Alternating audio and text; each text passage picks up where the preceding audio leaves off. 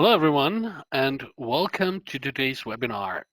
My name is Filip Radukic. I'm a product manager and senior consultant here at CI Experts, responsible for the browser-based viewing and co-responsible for the IntelliPit module, and probably the best combination for the RegEx topics. Many questions reach us from customers as to the details of working with regular expressions, and almost no project follows the exact naming patterns as the other, and as various as the projects are, as various are the approaches to regular expressions needed in this case. And that's why today's webinar is more of a technical workshop to explore the really powerful options that regular expressions or regex actually offers. As always, this session will be recorded and we will provide you the link to the recording subsequently. To the webinar, at any time during the workshop, feel free to use the questions panel and state your questions, and I'll try to answer as many as possible at the end of the session. And this being said, let's actually go straight to the topics. So, what are regular expressions? Which options do regular expressions offer? Describing naming rules with regular expressions, replacement and substitution with regular expressions, and regular expressions and their usage for IntelliPit mapping. And last but not least, regular expressions used for the PDF PIT adapter and tag recognition. So first of all, what are regular expressions? A regular expression, or short regex, is a sequence of characters that specifies a search pattern in text used by string searching algorithms for find and replace operations on strings. That's what Wikipedia says about it. Basically, this is what we're using it for, to actually find and replace parts of strings before we compare them for linking or tag recognition.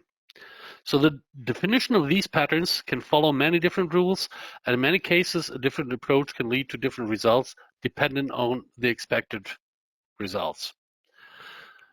So first of all, you need to make sure what you want to reach, what results you want to achieve, and depending on that, you can choose different approaches to regular expressions.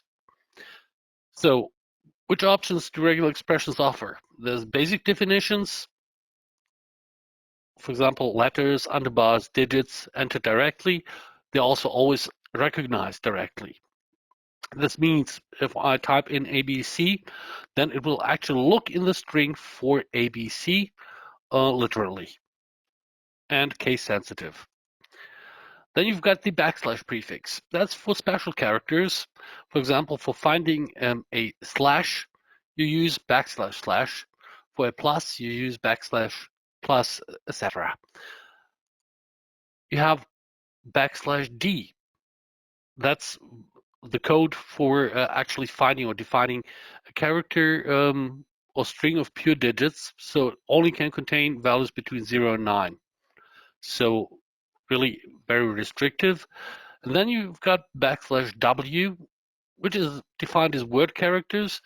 It contains basically capital and small letters A to Z and the numbers 0 to 9. By definition, it would also include underbars, but in this case, it does not. And which I haven't listed here is also backslash S, as in Sierra. That would define spaces, some type of space or character return line feed characters to find them or to remove them. The dot is basically a wildcard for any character. It can be used as a placeholder. live examples I'll show actually after the next slide. And here are most commonly used additional character definitions. For example, the edgy parenthesis. It can define a list of individual characters that are inside the parenthesis. So if I put in A, comma B, comma C, it will not look for A, comma B, comma C, but it will look for A or B or C, or for example, put A to Z. That way I can make sure, as opposed to the \W command, that I'm getting letters only. In this case, it would be capital letters only. If I wanted to add A to Z in small letters, I would just continue this list without a comma, just saying, I think even here the comma is not necessary. Capital A to capital Z, and then small a dash small z, it would do the recognition as well. Then we've got the regular parenthesis that defines groups within patterns. So for a regular search, this grouping is not that important. It might help you in keeping the overview in your regular expression, but it is not mandatorily needed unless you want to do some substitutions, but we'll come back to that later. Then we've got these wavy parentheses where x is a number, and that means x occurrences of the previous definition. For example, if I have an A to Z here and I put this wavy parentheses behind it saying 5, then we're actually looking for a string of 5 letters in a row. I know that in some naming definitions, the number of letters or characters can vary, and therefore there's also the option to use a comma, and then it means between X and Y occurrences of the previous definition. So you can say, for example, between 1 and 3 characters are used. I will also show that in an example after this slide. Asterisk means basically reduplication of characters. So if you're searching for an A, then we'll treat every A individually. Even if I have 3 or 4 A's in a row, by defining A and asterisk, it would just take all A's, no matter how many times it's basically placed in a row, and will recognize it. Additionally, we've got this point character here. I keep calling it roof. If this is placed before a string, before a regular expression, that actually means it matches from the beginning of the string. So if we have a match that's somewhere in the middle of the string, but not exactly at the beginning, it wouldn't be recognized. And the same thing you can do also from the other end by putting a $sign behind it. That means that the irregular expression matches end of string. And if you define your pattern from beginning to end, you can also start with this character here and end with this one to make sure that the exact match is achieved. Okay, how does this actually look practically? Then let's actually switch to a live example here. I use a website called RegEx 101. Just helps me with testing regular expressions. So let's say I've got a string ABC 1001. Let's say 8 inches 1 CO310, and then I'll get the same thing with only one letter, and then I have one with 3 letters but without the part of the back. So now, how will we go ahead and recognize this? So the most simple way would have been to use, for example, say, okay, I want to use a word character. 1, 2, 3 of them. And you see now it's recognized always 3 when there's 3 in a row. So hold on, I want to start and have these only at the beginning of the string.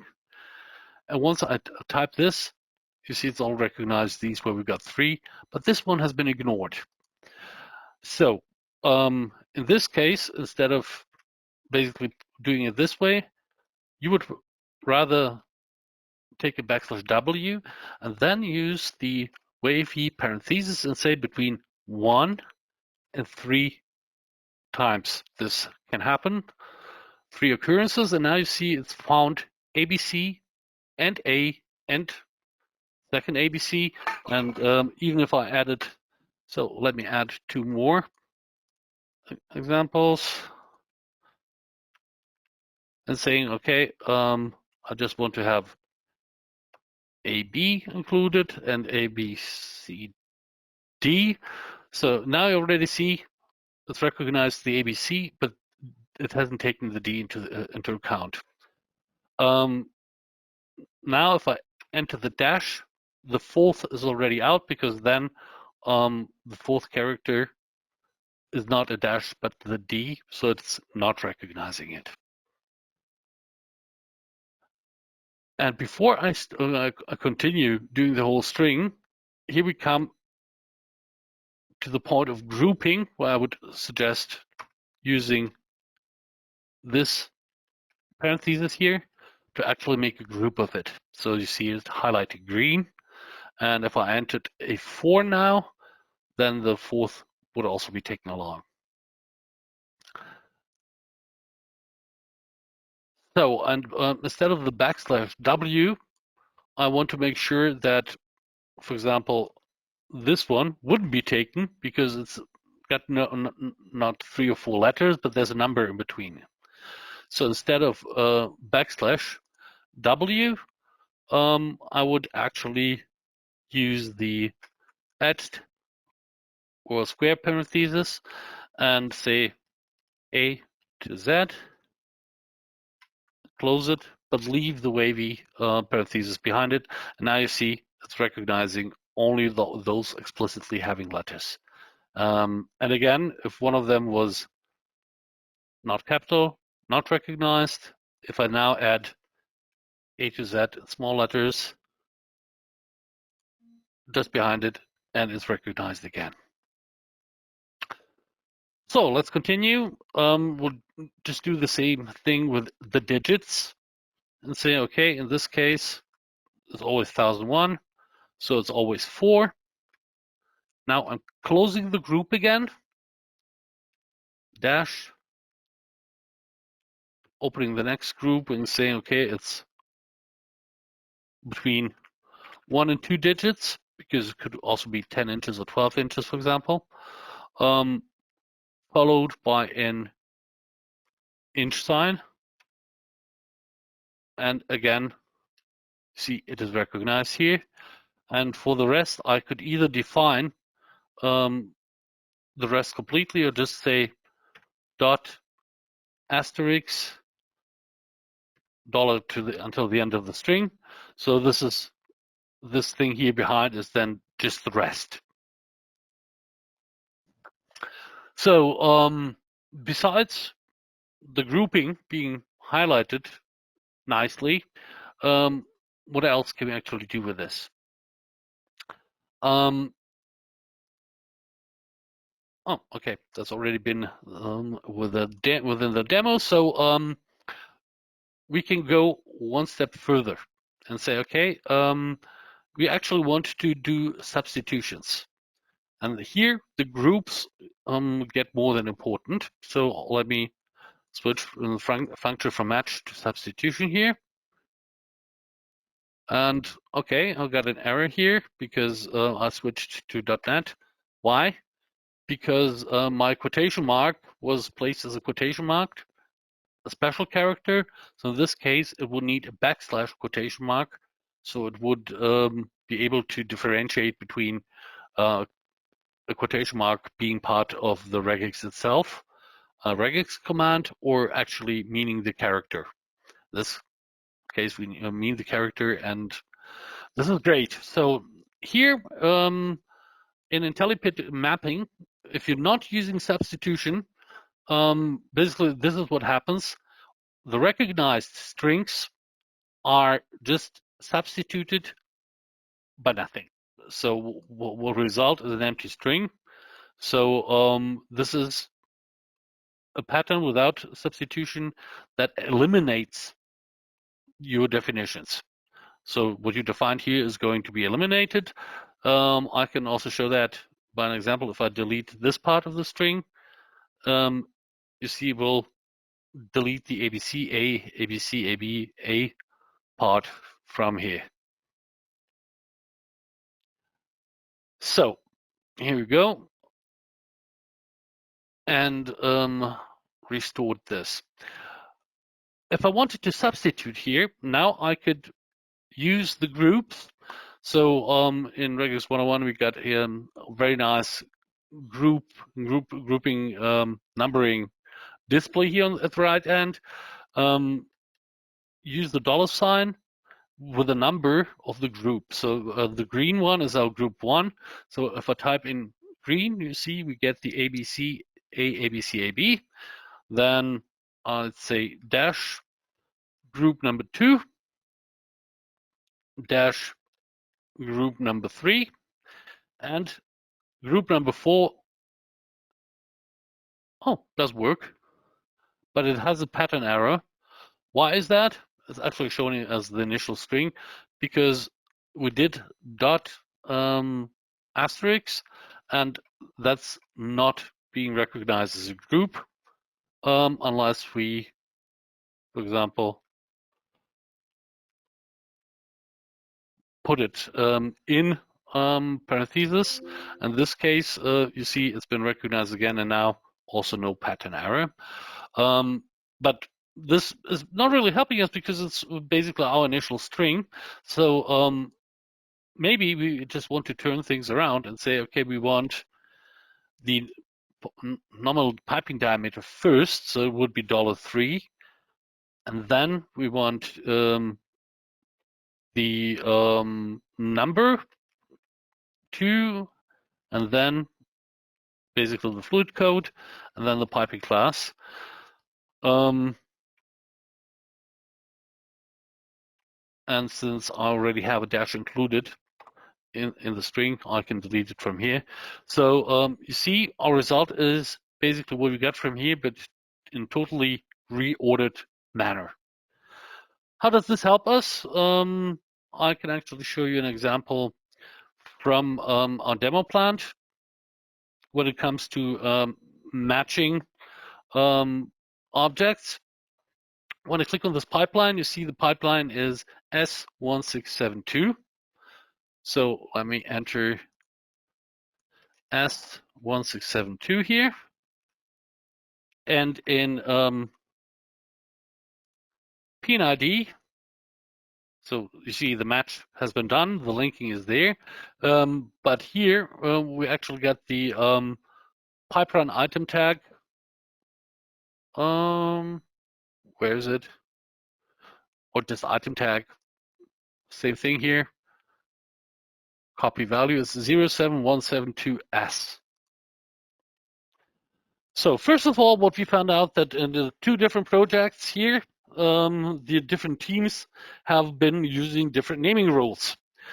So while in 3D, the pipeline is assigned to system 16, the PNID is used PNID system 071. Then the fluid code is at the end. So how can we solve this? I've also prepared a small file here. Just give me a second.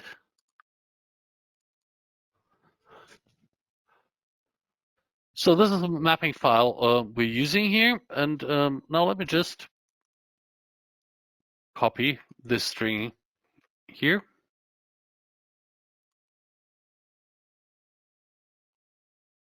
To our regex. So you see, I've defined groups consisting of 3 digits, then 2 digits, then a dash, and then any fluid code between 1 and 3 letters. So even if I exchange this by A to Z,